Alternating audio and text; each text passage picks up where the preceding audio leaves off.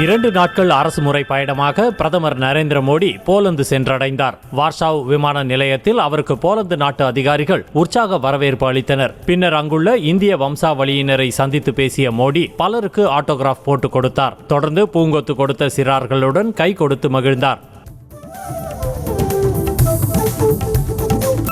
ஜம்மு காஷ்மீரின் ஸ்ரீநகர் சென்றடைந்த மக்களவை எதிர்க்கட்சித் தலைவர் ராகுல் காந்திக்கு உற்சாக வரவேற்பு அளிக்கப்பட்டது.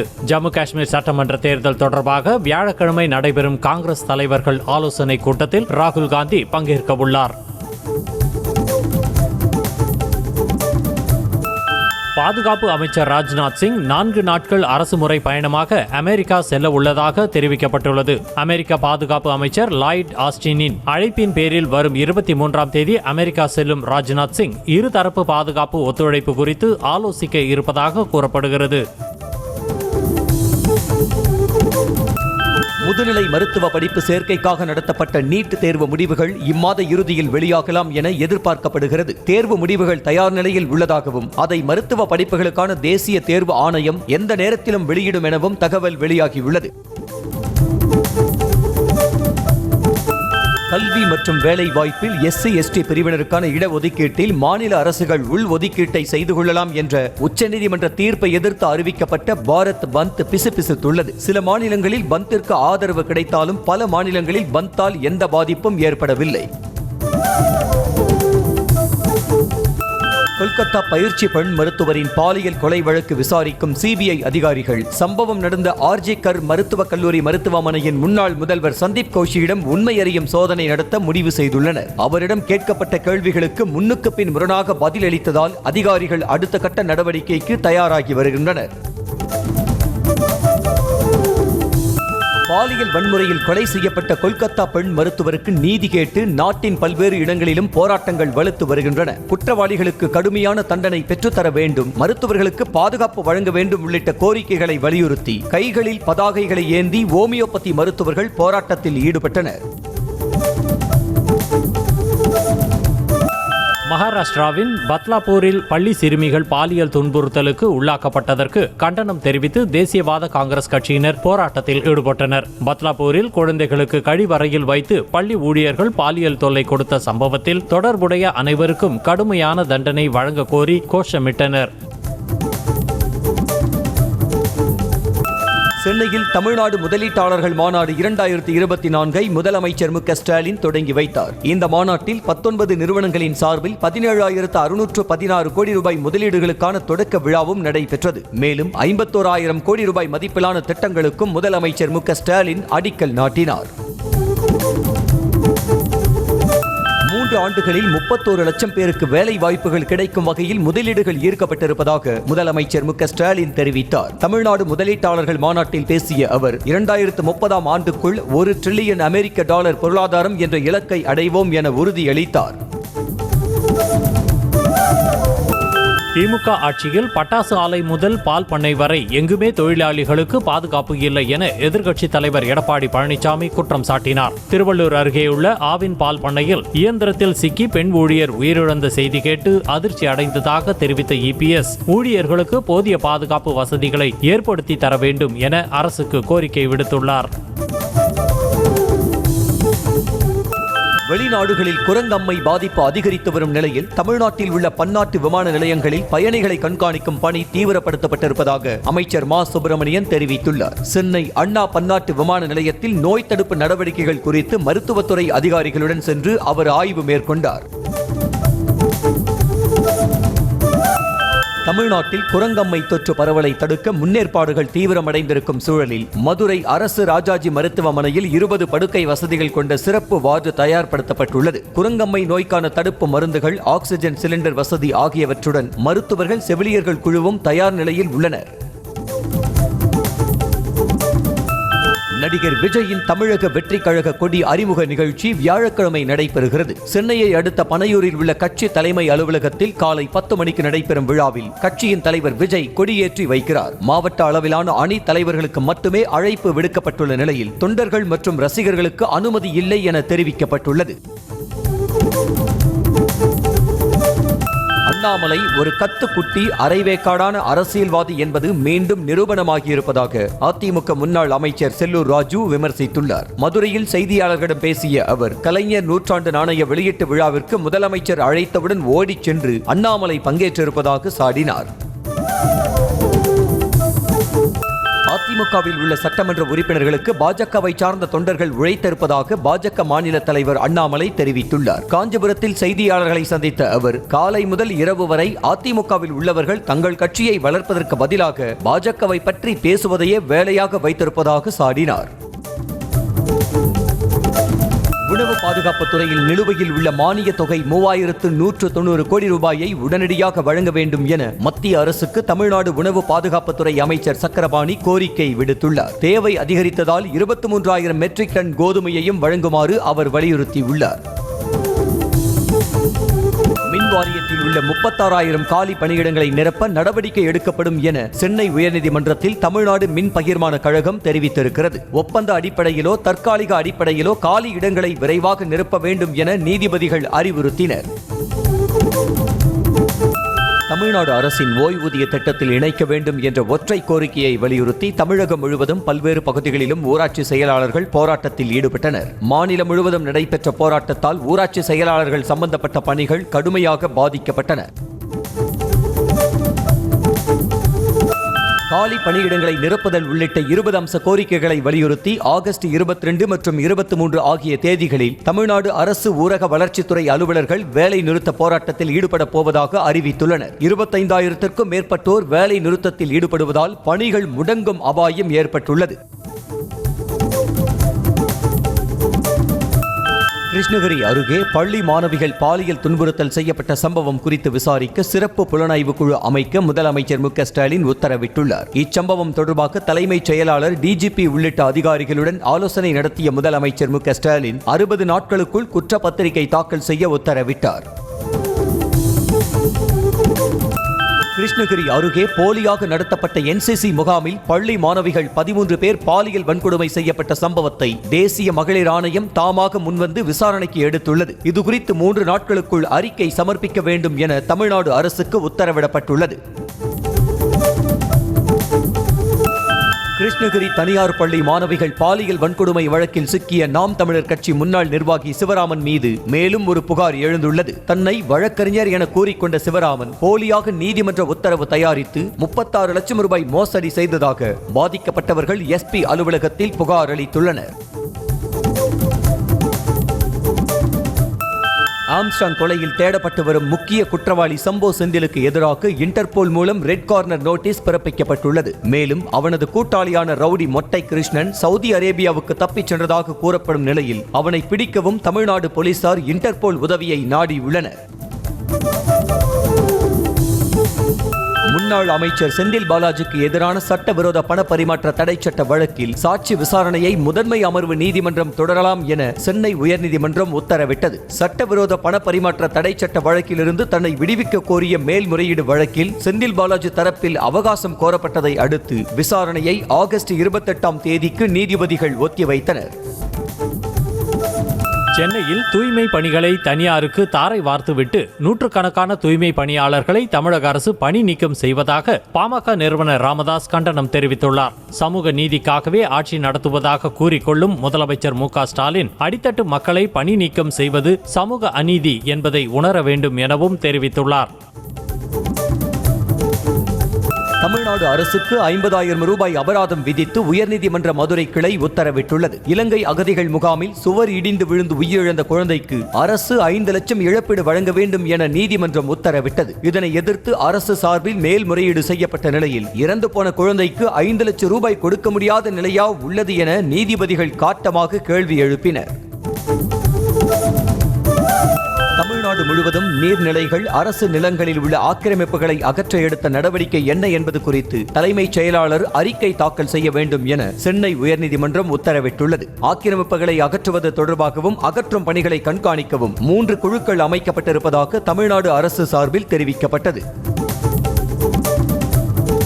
கல்வராயன் மலைப்பகுதிகளில் 4 வாரங்களில் சிறப்பு முகாம்களை நடத்தி அடிப்படை வசதிகளை ஏற்படுத்தி தர வேண்டும் என தமிழ்நாடு அரசுக்கு உயர்நீதிமன்றம் உத்தரவிட்டுள்ளது. கல்வராயன் மலைப்பகுதிகளில் மருத்துவ வசதி ஏற்படுத்துவது தொடர்பாக அறிக்கை தாக்கல் செய்வதோடு ஆம்புலன்ஸ் செல்ல ஏதுவாக சாலை வசதி ஏற்படுத்தி கொடுப்பதை உறுதி செய்ய வேண்டும் என்றும் ஆணையிடப்பட்டுள்ளது.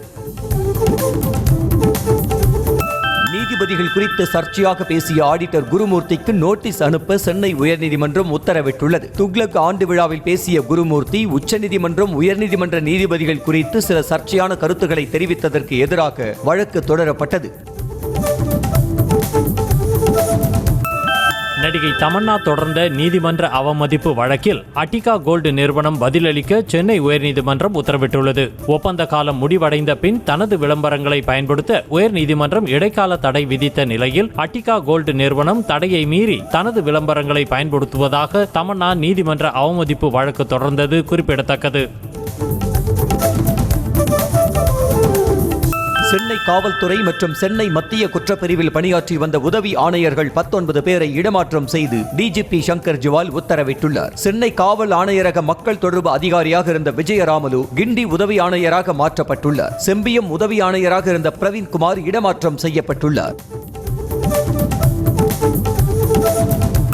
தூத்துக்குடி மாவட்டத்தின் புதிய ஆட்சியராக இளம் பகவத் பொறுப்பேற்றுக் கொண்டார். மாவட்ட ஆட்சியராக இருந்த லட்சுமிபதி முதலமைச்சரின் இணை செயலாளராக நியமிக்கப்பட்டதை அடுத்து புதிய ஆட்சியராக இளம் பகவத் நியமிக்கப்பட்டார். கல்வி, மருத்துவம், திறன் மேம்பாடு, வேலை வாய்ப்பு தொடர்பான விஷயங்களில் அதிக கவனம் செலுத்த உள்ளதாக அவர் கூறினார்.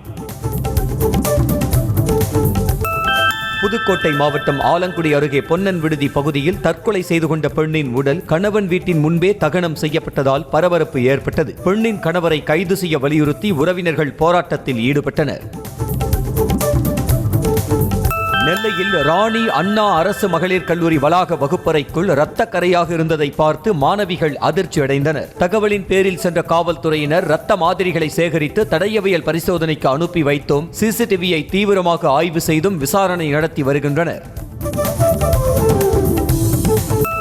75 வயதானவுடன் தமது ஓய்வை பிரதமர் மோடி அறிவிக்கவில்லை என்றால் வேறு வழிகளில் அவர் பதவியிலிருந்து நீக்கப்படுவார் என பாஜக மூத்த தலைவர் சுப்பிரமணியன் சுவாமி தெரிவித்துள்ளார். செப்டம்பர் 17ஆம் தேதி மோடிக்கு 75வது பிறந்த நாள் வருவதாகவும் அன்றைய தினம் தீவிர அரசியலிலிருந்து ஓய்வு பெற்று மார்க்க தரிசன மண்டலில் மோடி சேர வேண்டும் எனவும் எக்ஸ் தளத்தில் குறிப்பிட்டுள்ளார். சிறுபான்மையினர் மற்றும் மத உணர்வுகள் தொடர்புடைய சில கவலை தரும் பிரச்சனைகள் இந்தியாவில் உள்ளதாக மலேசிய பிரதமர் தெரிவித்துள்ளார். டெல்லி வந்துள்ள மலேசிய பிரதமர் அன்வர் இப்ராஹிம் அனைத்து பிரச்சனைகளையும் இந்திய அரசு சரியாக கையாளும் என்ற நம்பிக்கை தமக்கு இருப்பதாக கூறினார். ஆந்திராவில் பெய்து வரும் கனமழையால் ஸ்ரீசைலம் அணையை ஒட்டிய மலைப்பகுதியில் நிலச்சரிவு ஏற்பட்டது. நிலச்சரிவால் தெலங்கானா ஆந்திராவை இணைக்கும் சாலையில் பாறைகள், கற்கள் பெயர்ந்து விழுந்தன. இரவு நேரத்தில் நிலச்சரிவு ஏற்பட்ட சமயத்தில் அவ்வழியாக வாகனங்கள் எதுவும் செல்லாததால் பெரும் அசம்பாவிதம் தவிர்க்கப்பட்டது. சத்தீஸ்கர் மாநிலம் முங்கேலி மாவட்டத்தில் நடந்த சுதந்திர தின விழாவில் எஸ்பி பறக்கவிட்ட புறா மேலே பறக்காமல் பொத்தென கீழே விழுந்தது. இதனால் கடுப்பான எஸ்பி கிரிஜா சங்கர் நோய்வாய்ப்பட்ட புறாவை கொண்டு வந்த அதிகாரி மீது ஒழுங்கு நடவடிக்கை எடுக்க கோரி ஆட்சியருக்கு கடிதம் எழுதியுள்ளார்.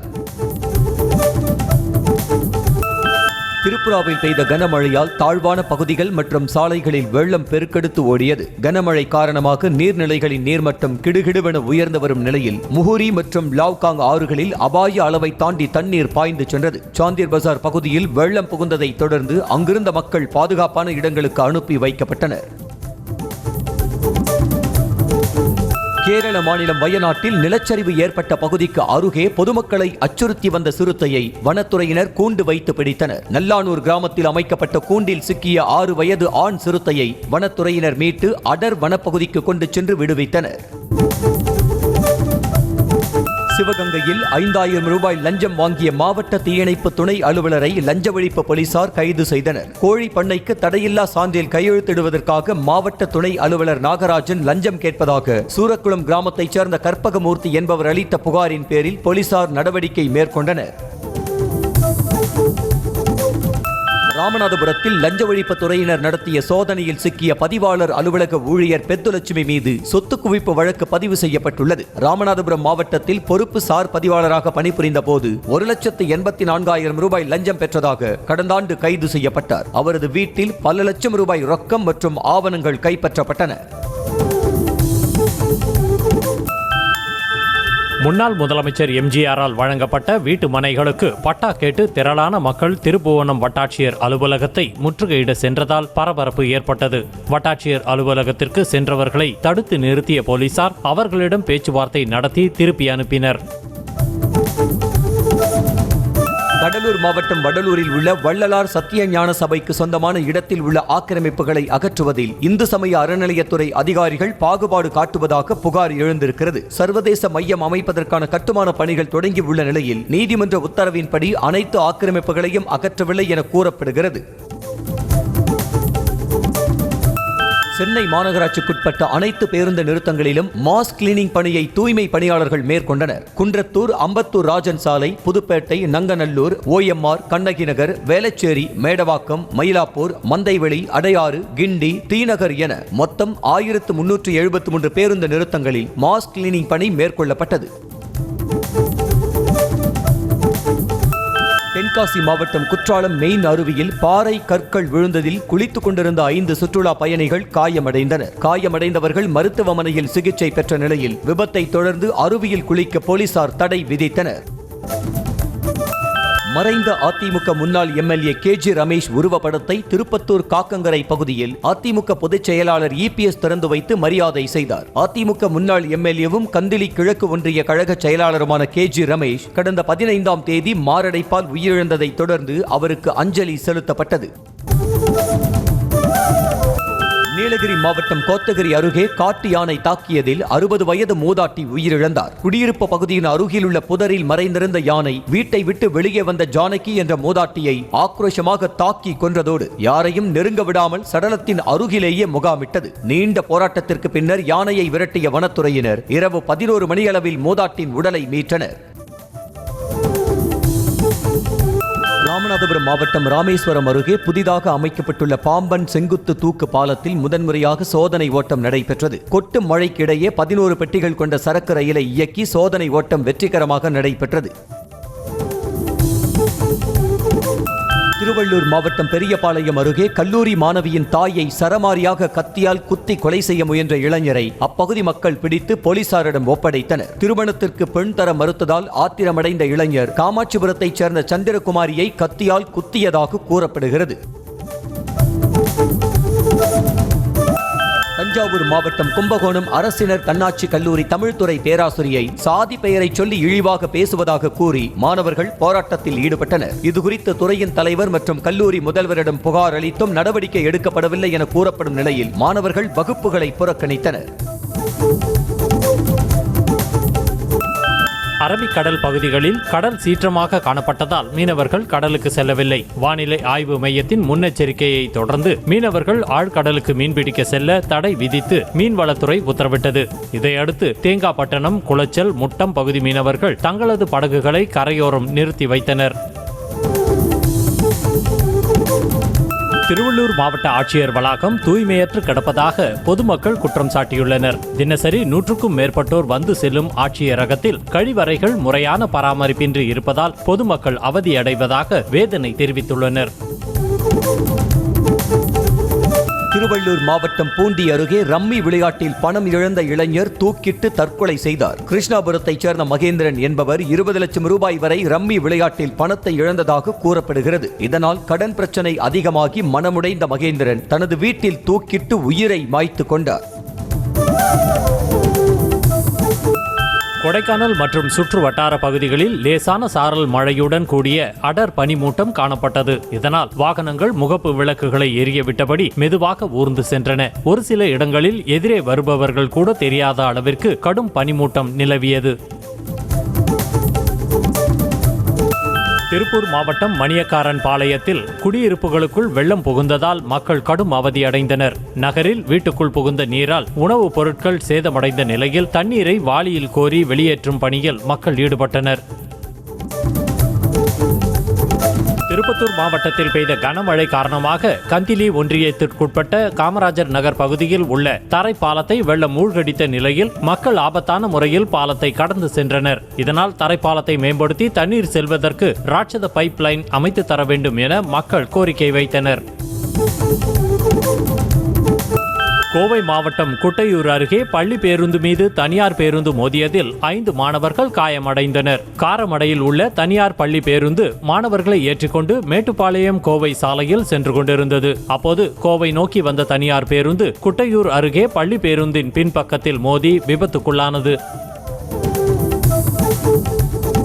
ராணிப்பேட்டை மாவட்டம் வாலாஜாபேட்டை அருகே சேதமடைந்த நிலையில் உள்ள அங்கன்வாடி மையத்தை சீரமைக்க வேண்டும் என பெற்றோர்கள் கோரிக்கை விடுத்துள்ளனர். சித்தாத்தூர் பகுதியில் கடந்த 15 ஆண்டுகளாக வாடகை கட்டடத்தில் இயங்கி வரும் அங்கன்வாடி மையத்தின் மேற்கூரை சிதிலமடைந்து கான்கிரீட் சிமெண்ட் துகள்கள் இரும்பு கம்பிகள் வெளியே தெரியும் அளவுக்கு மோசமாக உள்ளது. திருப்பூர் பகுதியில் கொட்டி தீர்த்த மழைக்கு வஞ்சிப்பாளையம் குறவர் காலனியில் தேங்கிய மழைநீர் வெளியேறாததால் நோய்வாய்ப்பட்ட முதியவரை அங்கிருந்து வெளியேற்ற முடியாமல் அவரது உறவினர்கள் தவித்தனர். முழங்கால் அளவுக்கு தண்ணீர் தேங்கியதால் இரவு முழுவதும் வீடுகளில் தங்க முடியாமல் அவதிப்பட்ட மக்கள் மழைநீர் வடிகாலை முறைப்படுத்தி தர வேண்டும் என கோரிக்கை விடுத்தனர். தேனி மாவட்டம் போடிநாயக்கனூர் மேற்கு தொடர்ச்சி மலைப்பகுதிகளில் பெய்யும் கனமழையால் குரங்கணி அருவியில் வெள்ளப்பெருக்கு ஏற்பட்டது. நீர் ஆர்ப்பரித்து வருவதால் சுற்றுலா பயணிகள் அருவிக்கு செல்ல வேண்டாம் என வனத்துறையினர் எச்சரிக்கை விடுத்தனர். கரூர் மாவட்டம் குளித்தலை அருகே தேசிய மங்கலத்தில் உள்ள அரசு உயர்நிலைப் பள்ளி வளாகத்தில் பதிக்கப்பட்டுள்ள காவிரி கூட்டு குடிநீர் குழாயில் உடைப்பு ஏற்பட்டதால் பள்ளி வளாகத்திற்குள் குளம் போல் தண்ணீர் தேங்கியது. மாவட்ட வருவாய் அலுவலர் மற்றும் அதிகாரிகள் ஆய்வு செய்து குழாய் உடைப்பை சரி செய்வதற்காக வியாழக்கிழமை வரை பள்ளிக்கு விடுமுறை அளித்தனர். ராணிப்பேட்டை மாவட்டம் சோளிங்கர் அருகே 30 அடி ஆழ கிணற்றிலிருந்து இளைஞரின் உடல் மீட்கப்பட்டது. இளைஞர் இறப்பிற்கு அவர் காதலித்ததாக கூறப்படும் சிறுமியின் தந்தைதான் காரணம் என உறவினர்கள் சிறுமியின் வீட்டை முற்றுகையிட்டு தாக்க முயன்றதால் பரபரப்பு ஏற்பட்டது. தருமபுரி மாவட்டம் பெண்ணாகரத்தை அடுத்த காவிரி கரையோர கிராமங்களில் தூய குடிநீர், சுடுகாடு, மின்சாரம், பேருந்து உள்ளிட்ட அடிப்படை வசதிகளை சரிவர செய்து தர வேண்டும் என கிராம மக்கள் கோரிக்கை விடுத்துள்ளனர். மேலும் காவிரி கரையோரம் இருந்தும் குடிக்க சுத்தமான தண்ணீர் இல்லை என வேதனை தெரிவித்தனர். கடலூர் மாவட்டம் நெய்வேலி NLC நிறுவனத்தில் பணிபுரியும் ஒப்பந்த தொழிலாளர்கள் தங்களுக்கு நிரந்தர ஒப்பந்த தொழிலாளர்கள் பணி கேட்டு முற்றுகை போராட்டத்தில் ஈடுபட்டனர். தற்காலிக பணியில் தங்களுக்கு குறைந்த அளவு ஊதியமும் குறைந்த வேலை நாட்களுமே கிடைப்பதாக அவர்கள் குற்றம் சாட்டினர். ராணிப்பேட்டை மாவட்டத்தில் உங்களை தேடி உங்கள் ஊரில் திட்ட முகாமில் வாலாஜாபேட்டை காவல் நிலையத்தை மாவட்ட ஆட்சியர் ஆய்வு செய்தார். காவல் நிலையத்தில் பராமரிக்கப்படும் குற்றவாளிகளின் பதிவேடுகள், கைதிகள் அடைக்கப்படும் சிறை போன்றவற்றை பார்வையிட்டு ஆய்வு செய்தார். அமெரிக்காவில் மருமகனால் சுட்டுக் கொல்லப்பட்ட மகளின் உடலையும் ஆதரவற்று கிடக்கும் தங்கள் 3 பேர பிள்ளைகளையும் மீட்டு தரக்கோரி வயதான தம்பதியினர் கடலூர் ஆட்சியரகத்தில் கண்ணீர் மல்க மனு அளித்துள்ளனர். குடும்ப பிரச்சனையால் கணவர் பாலசுப்ரமணியம் மனைவி சௌமியாவை துப்பாக்கியால் சுட்டுக் கொன்றதாக கூறப்படுகிறது. கரூர் அருகே 100 அடி ஆழ கல்குவாரி குழியில் டேங்கர் லாரி விழுந்ததில் ஓட்டுநர் தலை நசுங்கி உயிரிழந்தார். நாகப்பட்டினம் ஆயங்குடி பள்ளம் பகுதியைச் சேர்ந்த சுதாகர் உயிரிழந்த நிலையில் பாதுகாப்பின்றி பணியில் ஈடுபடுத்தியதாக அமமுக மாவட்ட செயலாளர் உட்பட 4 பேர் மீது போலீசார் வழக்கு பதிவு செய்துள்ளனர். கோவை மாவட்டம் பொள்ளாச்சியை அடுத்த ஆழியார் சுற்றுவட்டார பகுதிகளில் சூறாவளி காற்றுடன் திடீர் மழை பெய்த நிலையில் சாலைகளில் மரம் விழுந்து போக்குவரத்து பாதிப்பு ஏற்பட்டது. சூறாவளி காற்று வீசியதால் சுற்றுவட்டார பகுதிகளில் உள்ள வீட்டின் மேற்கூரைகள் மீது மரங்கள் சாய்ந்து விழுந்தன. கன்னியாகுமரி மாவட்டம் மேற்கு தொடர்ச்சி மலை கிராமங்களில் பெய்த கனமழை காரணமாக கீரிப்பாறை, வாழையத்து வயல் சுற்றுவட்டார பகுதிகளில் காட்டாற்று வெள்ளம் கரை புரண்டு ஓடியது. இதனால் காளிகேசம் வரும் சுற்றுலா பயணிகள் பாதுகாப்பாக இருக்குமாறு மாவட்ட நிர்வாகம் சார்பில் அறிவுறுத்தப்பட்டது. மதுரை மாவட்டம் திருப்பரங்குன்றம் அருகே உள்ள என் கல்லுப்பட்டி கிராமத்தில் சாலையின் ஓரத்தில் திடீரென அடுத்தடுத்து 2 ராட்சத பள்ளம் உருவானது. 20 வருடங்களுக்கு முன்பு கோலப்பொடி கற்கள் எடுப்பதற்காக தோண்டப்பட்ட பள்ளம் தற்போது விரிவடைந்து ராட்சத பள்ளமாக உருவாகியுள்ளதாகவும் அசம்பாவிதம் ஏற்படும் முன்னர் நடவடிக்கை எடுக்க வேண்டும் எனவும் மக்கள் கோரிக்கை விடுத்துள்ளனர். கிருஷ்ணகிரி மாவட்டம் ஓசூர் அருகே கண்டெய்னர் லாரியில் இருந்த பிளாஸ்டிக் நாற்காலிகள் திடீரென தீப்பிடித்து எரிந்தன. தகவல் அறிந்து அங்கு சென்ற தீயணைப்பு வீரர்கள் கொழுந்துவிட்டு எரிந்த தீயினை தண்ணீர் பீய்ச்சி அடித்து அணைத்தனர். தூத்துக்குடி மாவட்டம் திருச்செந்தூர் ஆவுடையார் குளத்தில் சாக்கடை கழிவு மணல் கொட்டப்பட்டதற்கு எதிர்ப்பு தெரிவித்து பொதுமக்கள், விவசாயிகள் போராட்டத்தில் ஈடுபட்டனர். ஓடையில் அள்ளப்படும் சாக்கடை கழிவு மணல் லாரிகள் மூலம் ஆவுடையார் குளத்தின் உள்ளே கொண்டு கொட்டப்படுவதாக குற்றச்சாட்டு எழுந்துள்ளது. வங்கதேசத்தின் கிழக்கு பகுதியில் பெய்த கனமழை காரணமாக ஏற்பட்ட வெள்ளத்தில் சுமார் 2 லட்சம் மக்கள் பாதிக்கப்பட்டுள்ளனர். கொமில்லா மற்றும் ஃபென்னி மாவட்டங்களில் ஏற்பட்ட வெள்ள பாதிப்பில் சிக்கிய மக்களை மீட்பு படையினர் படகுகள் மூலம் மீட்டனர். ஃபென்னி மாவட்டத்தில் மட்டும் 186 மில்லிமீட்டர் மழை பதிவாகியுள்ளது. ஸ்பெயின் நாட்டைச் சேர்ந்த உலகின் மிக வயதான பெண் மரியா பிரானியாஸ் தனது 117வது வயதில் காலமானார். அமெரிக்காவில் 1907ஆம் ஆண்டு பிறந்த மரியா பிரானியாஸ் 2 உலகப் போர்களை பார்த்ததுடன் ஸ்பெயின் உள்நாட்டு போர், 1918ஆம் ஆண்டு ஏற்பட்ட காய்ச்சல் மற்றும் கோவிட் தொற்று ஆகியவற்றை கடந்து வந்தவர் என்பது குறிப்பிடத்தக்கது. இந்திய கிரிக்கெட் கட்டுப்பாட்டு வாரிய செயலாளராக இருக்கும் ஜெய்ஷா சர்வதேச கிரிக்கெட் வாரியத்தின் தலைவராக தேர்வு செய்யப்பட உள்ளதாக பத்திரிகை செய்தி வெளியாகியுள்ளது. சர்வதேச கிரிக்கெட் வாரியத்தின் தலைவராக உள்ள கிரெக் பாக்லேவின் பதவிக்காலம் வரும் நவம்பர் 30ஆம் தேதியோடு நிறைவடையும் நிலையில் அதன் தலைவராக ஜெய்ஷா தேர்வாக வாய்ப்பிருப்பதாக கூறப்படுகிறது. வினேஷ் போகத் ஹரியானா மாநில சட்டசபை தேர்தலில் போட்டியிடப் போவதாக தகவல் வெளியாகியுள்ளது. ஹரியானா சட்டப்பேரவை தேர்தல் அக்டோபர் 1ஆம் தேதி நடைபெறவுள்ளது. அதில் மல்யுத்த வீராங்கனையான வினேஷ் போகத் தமது நெருங்கிய உறவினரான பபிதா குமாரி போகத்துக்கு எதிராக களமிறங்க வாய்ப்புள்ளதாகவும் அதற்காக சில அரசியல் கட்சிகள் அவரை அணுகியுள்ளதாகவும் கூறப்படுகிறது. சென்னை சூப்பர் கிங்ஸ் அணியின் நட்சத்திர வீரர் MS தோனி IPL போட்டிகளில் இருந்து ஓய்வு பெறப் போவதாக வதந்திகள் பரவி வரும் சூழலில் அவர் ராஞ்சியில் உள்ள தாபாவில் நண்பர்களுடன் மகிழ்ச்சியாக பொழுதை கழித்த புகைப்படங்கள் வெளியாகியுள்ளன. 2025 IPL சீசனில் அவர் விளையாடுவாரா என சந்தேகம் எழுந்த நிலையில் எப்போது வேண்டுமானாலும் IPL ஓய்வை அறிவிக்கக்கூடும் என கூறப்படுகிறது. பார்டர் கவாஸ்கர் டிராபி ஆஷஸ் தொடருக்கு சமமானது என தாம் நினைப்பதாக ஆஸ்திரேலிய வேகப்பந்து வீச்சாளர் மிச்சல் ஸ்டார்க் தெரிவித்துள்ளார். கடைசியாக நடைபெற்ற 4 பார்டர் கவாஸ்கர் டிராபி தொடர்களை இந்தியா கைப்பற்றியுள்ள நிலையில் இந்த முறை நடைபெறும் தொடரில் இந்தியாவை வீழ்த்துவோம் என்று மிச்சல் ஸ்டார்க் நம்பிக்கை தெரிவித்துள்ளார். உலகின் தலை சிறந்த 3 விக்கெட் கீப்பிங் பேட்ஸ்மேன்களை ஆஸ்திரேலிய ஜாம்பவான் ஆடம் கில்கிறிஸ்ட் தேர்ந்தெடுத்துள்ளார். அவரது தேர்வில் முதலில் ஆஸ்திரேலிய முன்னாள் வீரர் ரோட்னி மாஸ் இடம்பெற்றுள்ளார். 2வதாக மகேந்திர சிங் தோனி, 3வதாக இலங்கை முன்னாள் வீரர் குமார் சங்ககரா இடம்பெற்றுள்ளார்.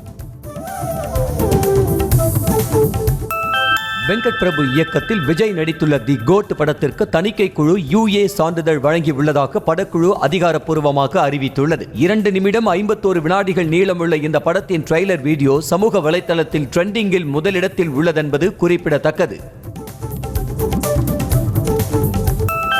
நெட்ஃபிளிக்ஸ் OTT தளத்தில் வெளியான மகாராஜா திரைப்படம் பிற மொழி படங்களை பின்னுக்கு தள்ளி நடப்பாண்டு அதிகம் பார்க்கப்பட்ட இந்திய திரைப்படம் என்ற சாதனையை படைத்துள்ளது. உலக அளவில் ரசிகர்களை ஈர்த்த மகாராஜா திரைப்படம் நெட்ஃபிளிக்ஸ் தளத்தில் ஒட்டு மொத்தமாக 1.89 கோடி பார்வைகளை பெற்றுள்ளது. கொட்டுக்காளி திரைப்படம் சினிமா மொழியில் கூறப்பட்டுள்ள அற்புதமான ஒரு பகுத்தறிவு கதை என நடிகர் கமல்ஹாசன் பாராட்டியுள்ளார். படத்தின் கதாபாத்திரத்திற்கு ஏற்றாற்போல் சூரி முழுமையாக தன்னை மாற்றிக்கொண்டதாகவும் கமல்ஹாசன் தெரிவித்துள்ளார். இனிமேல் வருடத்திற்கு 4 படங்கள் நடிக்க இருப்பதாகவும் அடுத்தடுத்து இயக்குநர்களிடம் கதை கேட்டுக்கொண்டிருப்பதாகவும் நடிகர் பிரசாந்த் தெரிவித்துள்ளார். சென்னை சேத்துப்பட்டில் செய்தியாளர்களை சந்தித்த அவர் கோட் படம் குடும்பங்கள் கொண்டாடும் படமாக இருக்கும் என்றார். மகாராஜா படத்தை தவறவிட்டதற்கும் தனது தந்தை பாக்யராஜுக்கும் எவ்வித தொடர்பும் இல்லை என நடிகர் சாந்தனு தெரிவித்துள்ளார். மகாராஜா படத்தில் நடிப்பதற்கு முதலில் சாந்தனுவை தான் அணுகியதாக இயக்குனர் நித்திலன் கூறினார். சாந்தனு அப்படத்தை தவறவிட்டதற்கு அவரது தந்தை பாக்யராஜே காரணம் என விமர்சனங்கள் எழுந்த நிலையில் தயாரிப்பாளர் கிடைக்காததாலேயே படம் கைவிடப்பட்டதாக சாந்தனு கூறினார். நடிகை நித்யா மேனன் கடற்கரையில் மீனவர்களுடன் இணைந்து வலையை இழுத்த வீடியோவை எக்ஸ் தளத்தில் பகிர்ந்துள்ளார். மீனவர்களுடனான காலை நேரம் என குறிப்பிட்டு அவர் பகிர்ந்துள்ள வீடியோவுக்கு ரசிகர்கள் லைக்குகளை குவித்து வருகின்றனர். சின்னத்திரை நடிகை ரித்திகாவின் வளைகாப்பு நிகழ்ச்சியில் ஏராளமான சின்னத்திரை நட்சத்திரங்கள் கலந்து கொண்டு வாழ்த்து தெரிவித்தனர். ராஜா ராணி, பாக்கியலட்சுமி உள்ளிட்ட தொலைக்காட்சி தொடர்களில் நடித்த பிரபலமான ரித்திகா கடந்த 2022ஆம் ஆண்டு வினு என்பவரை காதலித்து திருமணம் செய்தார். கர்ப்பமாக இருக்கும் ரித்திகாவுக்கு எளிமையான முறையில் வளைகாப்பு நடைபெற்றது. திருஷ்யம் 3 படம் குறித்து இயக்குனர் ஜீத்து ஜோசப் அப்டேட் கொடுத்துள்ளார். இது குறித்து பேசிய ஜீத்து ஜோசப், இந்த படத்தில் ஒரு குறிப்பிட்ட பாகத்தில் ஒரு பிரச்சனை இருப்பதாகவும் அந்த குறிப்பிட்ட இடத்தை தான் தாண்டிவிட்டால் கதை முழுமையடைந்துவிடும் எனவும் தெரிவித்துள்ளார். நடிகை ஆலியா பட் நடிக்கும் ஆல்பா படத்தில் ஹிருத்திக் ரோஷன் இணைந்து நடிக்க உள்ளதாக தகவல் வெளியாகியுள்ளது. இந்த படத்தினை தி ரயில்வே மென் என்ற தொடர் மூலம் அறியப்பட்ட இயக்குனர் ஷிவ் ரவைல் இயக்குகிறார். மேலும் இப்படத்தினை ஆதித்யா சோப்ரா தயாரிக்க உள்ளார். ஹாலிவுட் நட்சத்திரம் ஜெனிஃபர் லோபஸ் தனது 4வது கணவர் பென் ஆஃப்லெக்கை விவாகரத்து செய்ய விண்ணப்பித்துள்ளார். 1997இல் ஜானி நோவாவுடன் திருமணம் செய்து 1998இல் விவாகரத்து செய்த ஜெனிஃபர் லோபஸ் பின்னர் கிறிஸ் ஜூட்டுடனும் மார்க் ஆண்டனியுடனும் விவாகரத்து செய்தார் என்பது குறிப்பிடத்தக்கது. கிளாசிக் லெஜெண்ட்ஸ் ஆட்டோமொபைல் நிறுவனம் BSA கோல்டு ஸ்டார் 650 என்ற புதிய பைக்கை இந்திய சந்தையில் அறிமுகம் செய்திருக்கிறது. எக்ஷோரூமில் இந்த பைக்கின் விலை 2,99,000 விலை நிர்ணயம் செய்யப்பட்டுள்ள நிலையில் ராயல் என்ஃபீல்டு இன்டர்செப்டார் 650 பைக்கிற்கு போட்டியாக இது அறிமுகம் செய்யப்பட்டுள்ளது. Realme 13 5G மற்றும் 5G Plus ஆகிய 2 மாடல் ஸ்மார்ட் போன்களை இந்தியாவில் வரும் 29ஆம் தேதி அறிமுகம் செய்யவிருப்பதாக அந்நிறுவனம் அறிவித்திருக்கிறது. Realme 13 5G சீரிஸ் மாடல்களுக்கு 15,000 ரூபாய் என விலை நிர்ணயம் செய்யப்பட்டிருப்பதாக தகவல் வெளியாகியுள்ளது.